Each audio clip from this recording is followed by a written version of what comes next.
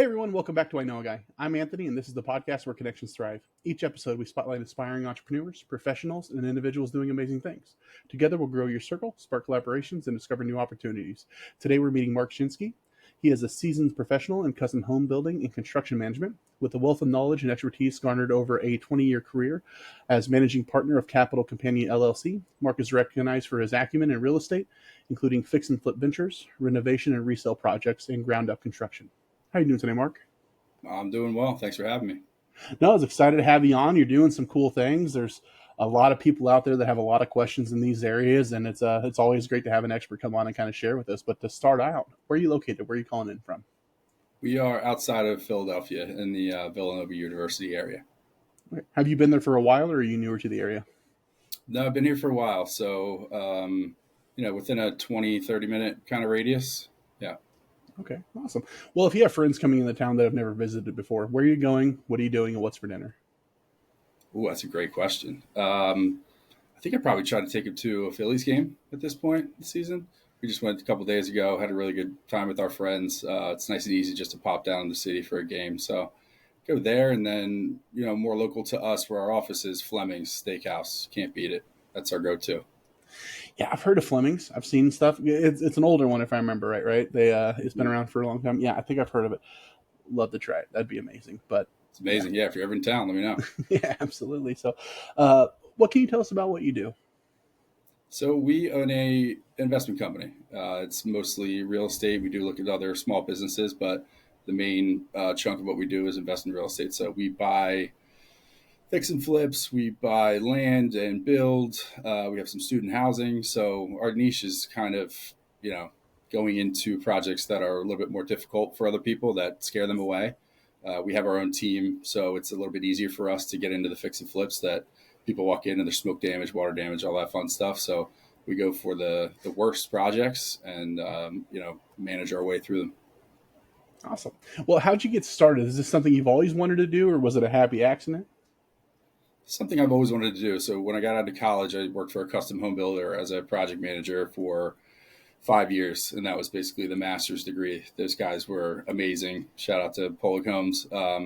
They showed me everything, how to build and also how to run a business. So I turned that into starting my own general contracting company. To build that for 3-4 years so that I could have labor, and then to go into the real estate investment side. So we have a team ourselves that go out and do everything that we do locally. So always wanted to be in some kind of building capacity and parlay that into investment. So that was the track to get here.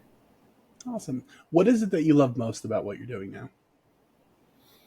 I love building. I think, that's always been it. I built with my hands with my dad for a long time. I've been out in the field, but building businesses, building relationships, that's the most fun to me, is walking into a meeting, not really expecting anything, and making a great connection with somebody who either needs your services or can connect you with somebody else.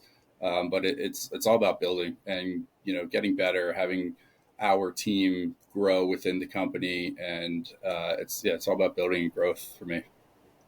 Yeah, that's awesome. Yeah, I mean, it's right on the nose for what you're doing with building, but also just in business in general. That's at the core of all businesses, is you're building something, right? So I really like that. So through and through is what you love about it. I like that. Yep.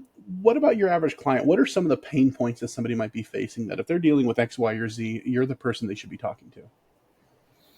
So we do spec homes. And so basically you're building these things out to a certain extent. You can get a buyer in that comes in before you take it to market. And a lot of what we deal with is selections, right? So they want to come in and make a bunch of different selections, which it's not easy to manage. I think there's a lot of, we live in a place where custom homes are all over the place, and a lot of people buy the ground themselves, go find an architect, do that whole thing.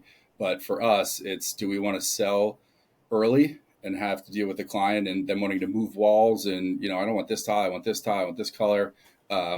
It's management of any of the end buyers, really, and their expectations and kind of what they think they deserve in that realm. Okay. And you mentioned earlier kind of building relationships. What does that look like? What does like your average power partner look like, your other professional or industry that you synergize well with, find ways to collaborate and refer back and forth? So a lot of it is organic. I think the most important thing that a mentor told me, years ago was just always be seeding, right? Planting seeds everywhere you go. Even if you're at Home Depot and somebody says, "Hey, what do you do?" Just have an elevator pitch, right? So we're investors and we buy XYZ in this location, and it just sparks something, right? You're always thinking, then who do I know, or who can I connect this person to, or do I want to invest? So we find a lot of it organically, and then we join groups too. So we just joined a mastermind group. Ryan Miller, he's one of my favorite people on the planet. He got together 55 people who basically do exactly what we do, and you buy your way into these higher level groups. Which, if anybody's starting out, it's just kind of, you just have to reinvest back into your company. But you're going directly to the source of who's doing the same stuff that you do, entrepreneurs, people who think like you. So that's another way to do it. And, it's organic, it's seeding, it's following up with leads, see if you can provide um, value to anybody else too, right? So if you see that somebody else is running their business and, hey, have you thought about this, right? Don't need anything from anybody, but just reaching out to people and trying to connect the dots for them.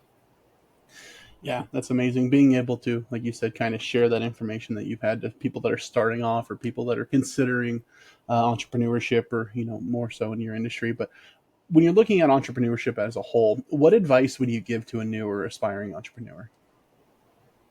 I think I've heard this a million times as I've built my businesses over the years. It's finding mentors, right? It's so important, but you don't just go out and grab a mentor off a mentor tree. It's like, how do I do this? And I fought with that for years.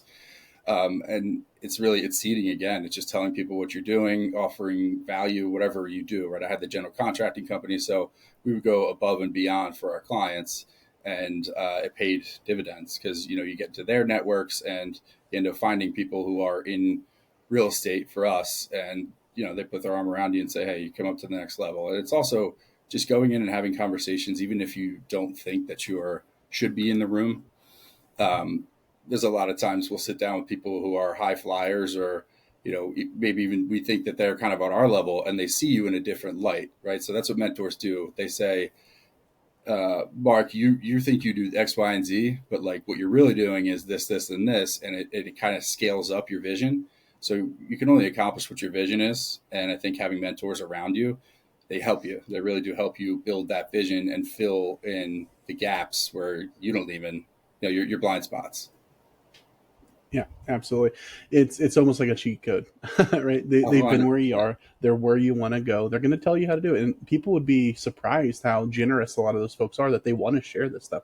You might be too intimidated to go and ask for help from somebody that you admire, but 9 times out of 10, they want to give back. They want to help people. They see a lot of themselves in whoever it is, and they say, yeah, this is the pitfalls that I fell in. Don't do this. And you Yeah, can find that through direct mentorship, through books, through connections. It all kind of folds back in on itself. So why wouldn't you take the cheat code? exactly. And I think it was a great point. You brought up books and YouTube University, right? Everything that you need to know. You don't have to have direct mentor that you sit down with every month to check in. There's guys like Alex Hormozy out there who are giving you the playbook, right? There's so much information on YouTube. Get the YouTube Premium app. I say that all the time because you can, put a video on and shut your phone off and it still plays. But I've have thousands of hours of just watching other people tell me what to do. I've read all the business books you possibly can, and then you just go out and implement it. And also, when you are reading the business books and you are watching the podcast, you have something to talk about when you get into the room, right? A lot of people think you get into the room and you're like, I don't know what's going on. This guy has $100 million, and like just try to make a connection. Do they golf? Do they read books? Have you read this book? I've given people books before, and I bet you 9 times out of 10 they don't read them, but it's a good thing to show people that you're trying. And anybody, to your point, anybody that sees that you're trying and is where you were, they're gonna reach down and they're gonna bring you up to the next level. Yeah, absolutely. And no, it is like a cheat code. You have access to the world's knowledge there on YouTube and the internet and everywhere. Why not tap into it? Why do it the hard way? So don't Yeah. reinvent the wheel.